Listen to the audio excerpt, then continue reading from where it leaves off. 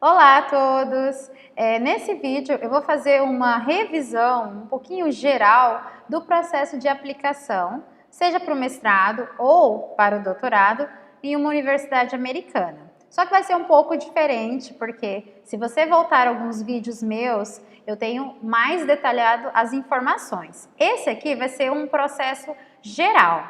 Eu até vou mostrar algumas informações até um pouco pessoais, né, do meu próprio processo de mudança que eu fiz do departamento de antropologia para o departamento de biologia na época. Não sei se você já acompanha há algum tempo, mas eu fui aluna de doutorado na Universidade de Illinois, nos Estados Unidos, em Chicago, e eu fiz o meu mestrado, continuei no doutorado em antropologia, porém nesse processo eu percebi que eu não gostava muito, na verdade, do projeto que eu estava desenvolvendo, não era a minha paixão real.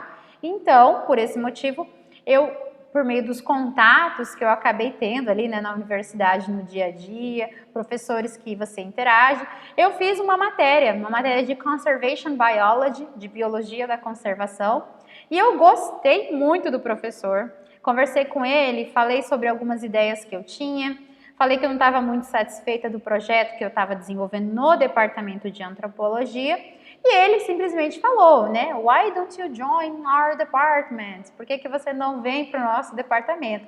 E aquilo foi sensacional na hora ali que eu fui, pensei assim, caramba, será que é uma opção bacana? E foi muito legal no momento, né? Abriu a minha mente para outros departamentos, porque né, eu iria simplesmente desistir do doutorado em si. E foi quando eu pensei assim, poxa, é uma possibilidade, vou então aplicar para o departamento de biologia.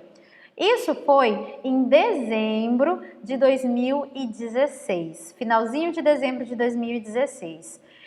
Eu corri com a papelada porque já estava fechando o período de aplicação da universidade e entrei em contato mais uma vez com aquele professor, o Henk, Dr. Henk Fall, que é da Universidade de Illinois. Ele trabalha com ecologia tropical, uma pessoa excelente, e ele falou, Lara, envia por e-mail mesmo a sua documentação e nós vamos então analisar esse processo para você, né? Ou seja, toda a documentação. Então aqui, pessoal, eu vou mostrar para vocês os documentos gerais que eu precisei enviar, mesmo já sendo aluna da universidade, e inclusive eu já tinha feito matérias de doutorado, de nível de doutorado, tá bom? Então aqui, por exemplo, vocês podem ver o meu e-mail de aplicação. Lembrando que nem todo aluno é dessa forma. Esse aqui foi um processo de aplicação, porém transferência entre departamentos, tá? Se você está aplicando pela primeira vez, seja para o mestrado ou o doutorado, você vai fazer todo esse processo aqui, porém pelo sistema da universidade, tá? Normalmente não é por e-mail. O meu caso foi por e-mail, por já estarem encerrando as inscrições ali, o prazo, e também por eu já ser aluna da universidade, certo? Então aqui está o e-mail que eu fiz, tá? Já mandando para a coordenadora do departamento na época, que era a Beth, tá? E aqui tem algumas informações só dizendo que eu tinha digitalizado tudo e estaria enviando, inclusive as cartas de referência dos professores na época, tá? Então assim, pessoal, eu vou mostrar resumidamente um por um para vocês. O primeiro documento que eu tive que anexar foi esse, né, Academic History, ou seja, o meu histórico acadêmico da graduação, do mestrado e alguns cursos do doutorado. Então aqui vocês vão conseguir observar, vou falar assim bem abertamente, porque talvez a resolução não dá para ler, mas aqui era o meu transcript. E como vocês podem ver, eu tive várias notas B, tá? Lembrando que na pós-graduação e nos Estados Unidos como um todo, as notas, né, são C, B e A. A seria mais próximo ao 10 e B, ali um aluno que é entre 8,5 e 9. E aí, para uma pós-graduação, não é bom tirar B, tá? Tô deixando isso claro. Eu tirei vários Bs. Foi muito difícil para mim poder, por conta da língua, que na época não era tão fluente em inglês, e isso foi um desafio. Isso é para vocês verem que nem sempre são flores, tá, pessoal? Tô sendo bem honesta aqui nas minhas notas, tá? Então, tiveram Bs, assim como também tiveram As, tá? Isso aqui foi importante e decisivo para que eles me aceitassem no departamento de biologia, porque Eles não iriam simplesmente receber o aluno porque eu tenho contato com o professor. Então, nem sempre é quem indica, tá? O aluno também tem que mostrar desempenho. E como vocês podem ver, eu comecei com várias notas B e subi, atingi a nota A. Então, isso foi um fator importante também. Agora, a próxima documentação foi a cover letter, ou seja, uma carta explicando os motivos de eu estar mudando do departamento de antropologia para o departamento de biologia, né? Claro que eu não vou ler todos os detalhes, mas aqui eu tive que expressar nessa carta a minha intenção, por que que eu queria, tá bom? Então, esse foi um documento necessário. Se você for aluno vindo do Brasil para estudar, aplicando pela primeira vez, então você vai ter que fazer esse documento aqui, que é chamado de Statement of Purpose. Ou seja, Statement of Purpose é o seu propósito de estudo. Por que que você quer ir para os Estados Unidos estudar? Ó, como vocês podem ver, eu escrevi essa carta. Inclusive, essa carta foi a mesma que eu usei quando eu apliquei para o mestrado. Eu só reeditei algumas coisas na época para o doutorado, tá? Então, essa está a minha carta. Eu descrevi aqui detalhadamente todas as coisas que eu, digamos assim, que eu achava ser importante, porque o Statement of Purpose nada mais é do que um registro do seu histórico acadêmico, coisas que você fez, projetos, tá? Se tiver algo específico que você queira falar, e as suas perspectivas para a graduação que você está buscando, mestrado, doutorado. Inclusive, eu me lembro que eu terminei essa minha carta falando sobre os meus propósitos com o doutorado, o que eu buscava na época, e falava inclusive do professor que tinha aceitado, que as nossas áreas batiam. Ok? Então, esse é o Statement of Purpose. Tem que ser assim, desse tamanho? 2 páginas? Não, pelo contrário. Eu tinha muita coisa para falar, mas pode ser uma página, ok? Próxima documentação que você com certeza vai precisar é essa, que é o GRE. O GRE, ele é um teste que é utilizado para acessar ou ingressar na pós-graduação nos Estados Unidos. São todos os cursos que pedem? Nem todos, mas a maioria, grande parte, vai te exigir esse GRE, tá? Como vocês podem ver, e eu vou detalhar a minha nota, tá? O GRE, ele usa um balanço, tá? Entre os participantes que estão. Então, vai ter uma média. Para o Verbal Reasoning, aqui, pessoal, eu tirei 142. Essa nota não foi boa, né? Lembrando que nenhuma das minhas notas foram boas. Inclusive, na época, que foi em 2014, o meu inglês não era tão bom. Então, eu estudei bastante e mesmo assim não foi uma nota tão boa, tá? Esse 16% below, essa taxa que a própria ITS dá, quer dizer que somente 16% de todos os alunos que fizeram nesse dia, somente 16% tiraram uma nota abaixo que a minha. Ou seja, muitos outros foram melhores que eu, tá? Essa é a média que a ITS, que a empresa, usa. Vamos supor que 100 alunos fizeram esse dia. Então, desses 100 alunos, somente 16 tiraram uma nota menor que a minha. Quer dizer que no ranking eu estou lá abaixo. Tem alunos muito melhores, com notas melhores, tá? Bom, para a parte do Quantitative Reasoning, que é a matemática, eu tirei 138. Somente 4% tirou abaixo dessa nota minha, tá? E para o Analytical Writing é a escrita analítica, eu tirei 3.0. O score, ele vai de 1 até 6. Eu tirei 3, que foi o mediano. Esse era o valor que na época eu estava estimando. Porque no desenvolvimento, aqui no resultado que a ITS passa, ele não descreve exatamente, né, o que é esse score. Porém, eu tirei 3, né, como eu falei, e esse 3 é o valor mediano, ou seja, o suficiente para eu poder me comunicar ali na escrita, compreender, fazer leitura. Então, já era o que eu estimava, certo? Principalmente porque na época o meu departamento era o departamento de antropologia, que escreve muito. E o outro teste que vocês com certeza sabem que tem que ser feito, né, é o teste do TOEFL, que é o teste de proficiência de língua inglesa.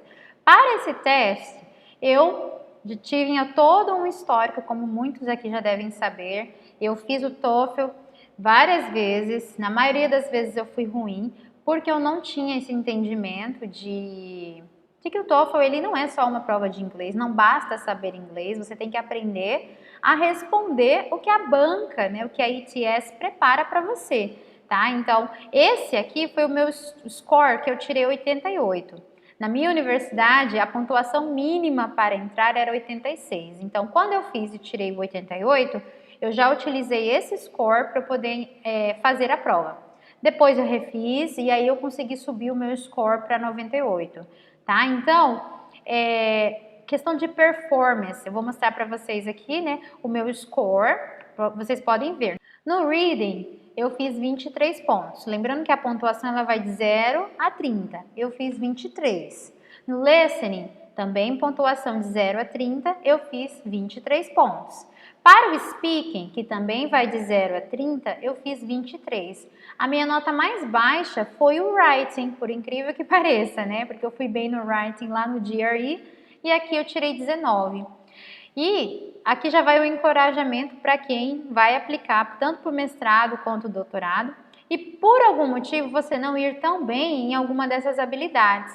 A minha universidade, apesar de pedir a nota 86, para as habilidades de speaking e writing, eles pediam o mínimo de 23. Então, eu tirei 19. Quando eu vi essa pontuação, eu fiquei extremamente chateada, achei que não iria dar certo. E mesmo assim, eu mandei minha documentação. E como vocês podem ver, não foi um problema, porque eu fui aceita tanto para o departamento de antropologia quanto para o departamento de biologia. E isso aqui foi um mero detalhe dentro desse processo da minha aplicação, ok? Então, como vocês podem ver, essa é a pontuação do TOEFL. Bom, então, tiveram outras documentações que eu precisei entregar, claro, né? Uma delas foi, por exemplo, o meu transcript da Universidade do Brasil, traduzido. Então, aqui eu tenho, né, da Universidade Federal de Rondônia, que foi onde eu estudei. Precisei pagar essa empresa para fazer essa tradução, como vocês já sabem, né, como funciona. E como eu estava indo de um departamento para o outro, aqui foi uma documentação que eu preferi ter por conta de estar ali transitando entre departamentos. Então, a minha coordenadora da antropologia fez isso aqui na época para eu poder, então, né, ficar claro que eu estava indo em bons termos para o outro departamento, que foi realmente o que aconteceu. Então, aqui, pessoal, essas documentações que eu mostrei foram as documentações necessárias e enviadas para que eu fizesse, então, essa transição entre departamentos na Universidade de Illinois, nos Estados Unidos. Essa regra aplica-se a todos? Não. Cada universidade vai ter o seu sistema, cada universidade tem as suas regras. Essa que eu mostrei foi um caso particular. Porém, todas essas documentações são necessárias para ingressar numa universidade americana, aluno estrangeiro e também aluno dali, aluno doméstico, que é o aluno que é nativo daquele país, tá? Então, talvez o seu departamento, a sua área de estudo, vai ter algumas oscilações, né? Vai pedir uma documentação a mais. Por exemplo, quem é da área de business, a documentação que é pedida é o GMAT e não o GRE, tá? O teste, ele é um pouquinho diferente. Se você é da área médica, então vai ser um outro teste que vai ter só questões biológicas e assim por diante. Mas o histórico acadêmico, o Statement of Purpose é uma documentação que vai ser exigida, o TOEFL e o seu histórico escolar do Brasil. Claro que aqui não ficou o CV, que eu vou mostrar para vocês agora. Né? A última documentação foi o meu currículo e aqui está o meu currículo para vocês verem, né? De uma forma geral, eu tinha meus interesses em pesquisas, publicações que eu tinha, tá? Coloquei todas as publicações, artigos publicados, monografia, conferências, como vocês podem ver, revisão de jornal, bolsa de estudos que eu recebi, participação em conferência, tá? Experiências de ensino, experiências de workshop, outras referências, os outros cursos que eu fiz, estágio, línguas e algumas informações relevantes. São todas essas necessárias? Nem tanto, nem sempre, porque vai depender do seu departamento, tá? Há departamentos que pedem que você destrinche o seu currículo e outros que você seja sucinto e entregue somente um resumê. Então, pessoal, essas foram informações relevantes para quem está aí nesse processo de aplicação. Inclusive, estamos em outubro. Para aqueles que ainda querem tentar esse ano, dá tempo, porque o cronograma das universidades é até dezembro, normalmente dezembro, e há universidades que se estendem até janeiro.